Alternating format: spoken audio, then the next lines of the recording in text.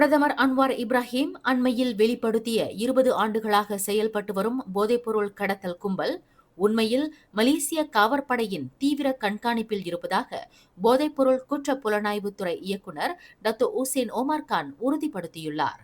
பழங்கால கொள்கலன் கடத்தல் முறையை பயன்படுத்தும் இந்த சிண்டிகேட்டை முறியடிக்க போதைப்பொருள் குற்ற புலனாய்வு துறையானது சுங்கத்துறை, எல்லை கட்டுப்பாட்டு அமைப்புகள் உட்பட உள்நாட்டு, பன்னாட்டு முகவர் நிறுவனங்களுடன் இணைந்து தீவிரமாக செயல்படுகிறது.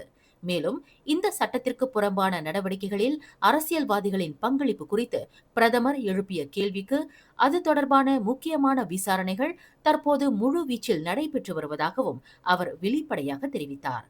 கில்லான் துறைமுகத்தில் இருந்து சென்று ஆஸ்திரேலியாவில் பிடிபட்ட போதைப்பொருள் கொள்கலன் தொடர்பான தடயவியல் அறிக்கைகளை ஆஸ்திரேலிய அதிகாரிகளுக்கு வழங்கி குற்றவாளிகளை நீதிமன்றத்தில் நிறுத்துவதற்கான நடவடிக்கைகளை போதைப்பொருள் குற்ற புலனாய்வுத்துறை முடுக்கிவிட்டுள்ளது. மேலும் செய்திகளை தெரிந்து கொள்ள கீழே இருக்கும் பெல் பட்டனை அழுத்துங்கள்.